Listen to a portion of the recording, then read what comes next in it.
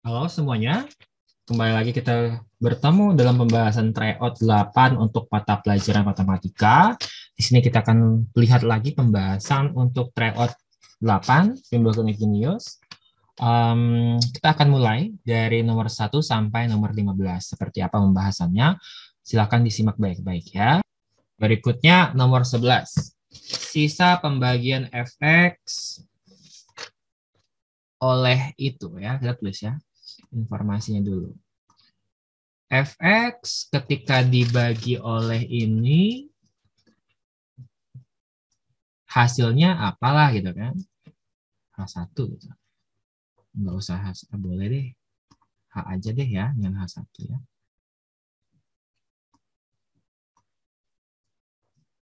Tambahin sisa. Anggaplah ini pembagi kan hasil sisa.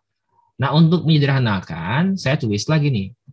Ini kita misalkan biar nanti kan saya ingin membawa ke informasi berikutnya. Jadi ini kita misalkan pembagi, ini adalah H aja, ini adalah S. Gitu ya. Jadi seperti itu. Nah, sekarang untuk yang sisa pembagian X tambah Fx dikuadratkan. Nah, sekarang kita coba uraikan dulu. X ditambah Fx dikuadratkan itu seperti apa? Nah, seharusnya gini.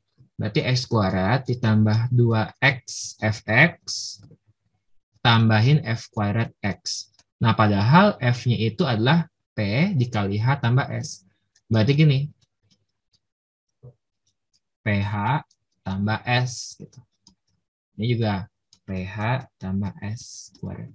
Berarti X kuadrat ini adalah 2X PH tambahin 2XS. Ini P kuadrat H kuadrat. Ini 2PHS tambahin S kuadrat. Nah sekarang kalau kita mau membagi dengan 2X kuadrat tambah 2X tambah 4, nah kita lihat sebenarnya kan 2X kuadrat tambah 2X tambah 4 itu kan si H. Si ini kan, sorry, si P. Kok H sih? Lupa ya, lupa bacanya. Si P, dan itu tuh yang ada di soal gitu loh. Nah ini, si P sama. Berarti yang ada P, yang memuat P, kalau dibagi oleh si X kuadrat tambah 2X tambah 4 ya pasti habis juga. Otomatis ini pasti habis, ini habis, ini habis. Nah, tinggal kandidat yang masih belum habis gitu. Jadi ini sisa nih, sisanya, sisanya gitu. Gitu ya. Nah, sekarang sisanya masih bisa dibagi enggak? Gitu. Masih bisa dibagi atau tidak? Coba kita cek. Berarti kan sisanya menjadi gini. X kuadrat ditambah 2XS ditambah S kuadrat. Berarti X kuadrat tambah 2X kali S. S-nya itu adalah 3X tambah 2. Ini 3X tambah 2 kuadrat. Berarti X kuadrat 6X kuadrat. Ini 4X. 9X kuadrat tambah 12X tambah 4. Rapikan lagi, 9 tambah 10, 16X kuadrat, ditambah 16X ditambah 4. Kalau ini saya bagi lagi dengan si X kuadrat tambah 2X tambah 4 itu masih bisa. Bagi lagi lah, 16X kuadrat tambah 16X tambah 4, kita bagi lagi dengan X kuadrat tambah 2X tambah 4. Bagi gini nggak terlalu susah sih. 16X kuadrat tambah 32X ditambah 64 dikurangkan, tersisa 16X dikurang 60. Dan inilah sudah sisa paling akhirnya, dan itu analog dengan si AX tambah B. Jadi ini adalah si A-nya, ini adalah si B-nya. Jadi A kurang B adalah min 16 min 60. Atau 60 dikurang 16 kan, 44 gitu. Jadi jawabannya adalah yang C. Oke, soal nomor 12. Banyak solusi real, oke. Dihitung banyaknya ada berapa. Tentu saja kita harus uraikan dulu. Negatif 2 tangen X, sekan X, kurang 2 tan X ditambah 5 sin X sama dengan 0.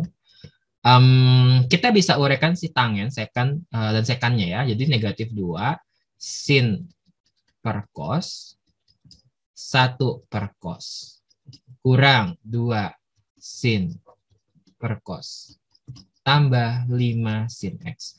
Kita tidak boleh mencoret, jadi kita harus faktorisasi.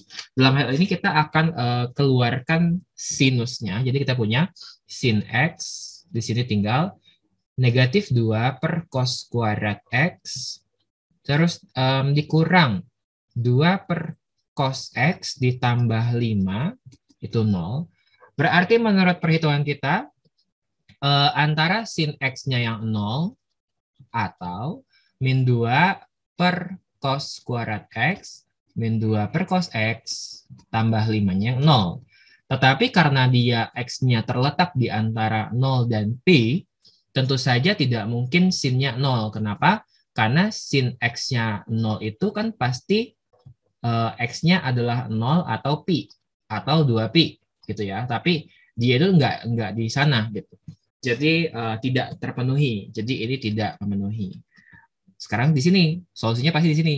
Nah, sekarang bagaimana cara mencarinya? Kita samakan dulu penyebutnya. Min 2 dikurang 2 cos X tambah 5 cos kuadrat X per cos kuadrat X sama dengan 0. Nah, sekarang kita akan hitung. Karena ini pecahan, tentu saja kita harus asumsikan cos kuadrat X-nya nggak boleh 0. Dan si 5 cos kuadrat X kurang 2 cos X min 2-nya lah yang harus 0. Tetapi ketika misalkan cos kuadrat X-nya tidak boleh 0, kan berarti cos X-nya nggak boleh 0 ya. Nah, kita cek mungkin nggak 0 di sana. Tentu saja nggak mungkin. Karena kalau misalkan cos X-nya 0 dimasukin ke sini kan tidak hasilnya 0. Berarti ini aman. Nah, sekarang ini kita faktorisasi bisa nggak? Ternyata susah. Kalau gitu kita pakai rumus ABC. Yaitu cos X yang pertama atau kedua itu adalah min B plus minus akar B kuadrat kurang 4AC per 2A. Atau 2 plus minus akar berapa nih? 44. Coba kita cek dulu. 12. Betul ya? Jadi akar 44 per 10. Nah, di sini kita punya dua nilai kan. Cos X-nya adalah 2 plus akar 44 per 10. Atau cos X-nya negatif 2 dikurang akar 44 per 10.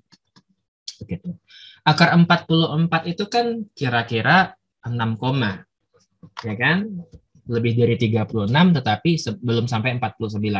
6, otomatis ini pasti bernilai positif, ini bernilai negatif. Nah, sekarang kita pikirkan, kosinus yang bernilai positif ini ada di ukuran berapa? Oh, berarti solusinya pasti di ukuran 1 dan hanya ada satu nilai. Gitu. Ini ada X1 nih. Berapa hasilnya? Nggak perlu kita ketahui, yang pasti ada. Solusinya sebutir di sini. Yakin nggak cuma 1? Iya, karena kalau kosinusnya nilainya positif seperti ini, cos yang nilainya positif kan antara dia di ukuran 1 atau di ukuran 4. Sementara kita kan 0 sampai pi, berarti pilihannya cuma 2 kuadran. Berarti kalau dapat satu nilai kosinus, ya pasti di ukuran 1. 1 buah. Di sini negatif, pasti dia itu ada X2. Berapa? Tidak perlu tahu. Yang pasti ada nilainya di sana, dan nilainya itu di ukuran 2. Berarti karena dari ukuran 0 sampai pi, di ukuran 1 ada 1 butir, di ukuran 2 ada 2 butir, berarti total nilai solusi real X yang memenuhi adalah 2 buah. Gitu ya, karena pertanyaannya cuma berapa banyak, bukan apa saja solusinya. Oke, next 13. 2 buah dadu dilempar sekaligus, peluang muncul kedua mata dadu berjumlah lebih dari 5, tapi kelipatan 6, berarti pasti, kelipatan 3, berarti pasti dia 6, 9, dan 12. Kalau misalkan 6, berarti dadunya apa saja? 1, 5, 2, 4, 3, 3, 4, 2, 5, 1. Kalau 9 berarti 4, 5, 3, 6 juga bisa ya. 3, 6, 4, 5, 5, 4, dan 6, 3. Kalau 12 cuma 1, 6, 0. Nah, mereka semua ini kalau kita hitung ada 10 buah. Berarti NA-nya itu untuk case-nya adalah 10. Sementara karena 2 dadu, pasti pasangannya kan NS-nya adalah 36 pasang ya. Jadi peluang A-nya itu adalah 10/36 begitu. Jadi jawaban yang tepat adalah yang B. Berikutnya nomor 14. Oke, ada matriks B dan C. Jika A merupakan suatu matriks berukuran 2x2 dengan kondisi seperti ini. Oke, berarti kita dapatnya kayak gini ya. Kok ketekan? Nah, B dan C. Berarti kalau A pangkat 3 itu tambah B sama dengan C, tentu saja A pangkat 3 itu adalah C kurang B. Nah, itu adalah min 7204 dikurangin 2 min 1 min 3, 2. Hasilnya adalah min 9, 3, 3, 2. Nah, kita hitung dulu determinannya. Determinan dari A pangkat 3 ini berapa sih matriks dari A pangkat 3 ya? Itu adalah min 9 dikali 2 dikurangkan 3 kali 3 atau negatif 18 dikurang 9 atau negatif 27. Ingat aturan determinan, determinan dari A kali B adalah determinan A kali determinan B. Sekarang kalau B-nya saya ganti sama A, berarti kalau A-nya B ya, akibatnya apa? Determinan dari A kali A sama dengan determinan dari A kali determinan A. Atau dengan kata lain, determinan dari A kuadrat adalah determinan A-nya yang kita kuadratkan. Berarti kalau dari sini kita bisa cari dong. Berarti determinan A pangkat 3 itu 3 itu sama aja dengan determinan A dipangkatin 3. Ini negatif 27. Kita bisa cari determinan A-nya. Berarti determinan A-nya adalah akar pangkat 3 dari negatif 27, yaitu negatif 3. Sekarang kembali ke soal. Dia mintanya apa? Determinan dari 3A inverse. Ingat lagi aturan determinan. Determinan dari K pangkat A kali A adalah K pangkat N dikali determinan A. Dengan A-nya itu adalah ordenya. Ukuran matriksnya berapa kali berapa. Sementara untuk determinan A inverse itu sama dengan 1 per determinan dari A. Jadi ini bisa kita hitung sebagai 3 pangkat 2 karena dia ukuran 2x2 dikalikan 1 per determinan dari A. Ini adalah 9, ini adalah 1 per negatif 3. Hasilnya adalah negatif 3. Sehingga solusi yang tepat adalah pilihan yang A. Soal terakhir, nah jarak terdekat. Tadi ada kita singgung ya, bahwa jarak itu rumusnya apa? Yaitu AX1 tambah BY1 tambah C per akar pangkat 2 dari A kuadrat tambah B kuadrat. Nah, sekarang jarak terdekat kurva. Anggaplah kita punya kurva nih. Kurvanya gini ya. Nah, Y adalah setengah X kuadrat tambah 1. Ada garis nih misalkan. 2X kurang Y. Ini saya ngarang aja ya garisnya, pura-pura aja kayak gitu. Nah, berarti kan jarak terdekatnya itu harusnya titiknya sesuatu di sini dong. Nah, gitu kan. Misalkan titiknya itu adalah X, Y. Tentu saja kan Y-nya pasti memenuhi persamaan ini. Nah, berarti sebenarnya X, Y itu sama saja dengan X, setengah X kuadrat tambah 1. Nah, sekarang kita harus cari jarak dari titik X, Y, yaitu si ini, terhadap si garis ini. Ya, atau 2X kurang Y kurang 4. Berarti jaraknya berapa? Dalam variabel X, yaitu AX tambah BY, B-nya itu adalah, kan A-nya dimasuk itu sih ya, dari 2X kurang Y kurang 4. Nah, jadi kita masukin. Berarti 2 dikalikan X kurang Y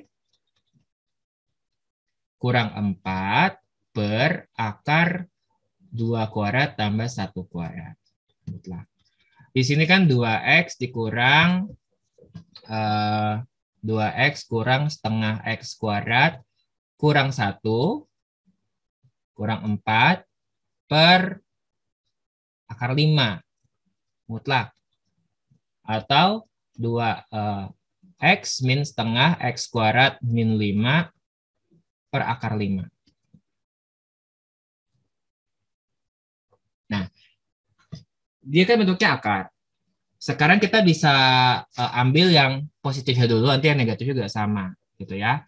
Nah, tapi sebenarnya dua-duanya sama aja, karena kita mencari jarak terdekat sebenarnya. Jadi, kalau kita lepaskan saja mutlaknya, kita turunkan, berarti gini, asumsikannya dia positif gitu ya. Kalau ini positif misalkan, berarti dx-nya adalah 2x kurang setengah x kuadrat kurang 5 per akar 5. Berarti supaya dia minimal kan d-aksennya itu harus 0. Gitu. Jadi mau positif atau negatif sudah nggak masalah, karena nanti kita turunkan. D-aksennya harus 0, berarti dia itu 2 kurang X. Udah. Karena kan ini kan 1 per akar 5 kan koefisien ya. Nah gitu. Itu 0. Berarti otomatis X-nya pasti 2. Dan X-nya 2 ini substitusi lagi ke sini. Gitu. Tapi ingat kita harus mutlakkan sih. Gitu ya. Harus dimutlakkan. Jadi kita cari D-nya jadi berapa? Nah, saya pakai warna lain aja biar jelas. Jadi D-nya adalah saat X-nya 2. 2 kali 2 kurang setengah kali 4 kurang 5 per akar 5. Yaitu 4 kurang 2 kurang 5 per akar 5. 4 kurang 2 kurang 5 negatif 3. Mutlaknya 3 per akar 5. Jadi jawabannya adalah 3 per akar 5. Selesai? Selesai. Oke? Jadi begitu saja untuk solusi pembahasan kita. Kita udah bahas lumayan banyak di sini. Ada 15, memang ada 15 soal. Jadi mudah-mudahan untuk kedepannya semakin lancar lagi untuk memberikan soal tryout yang berikutnya. Oke? Kita ketemu lagi di pertemuan selanjutnya. Sampai jumpa semuanya. Dadah.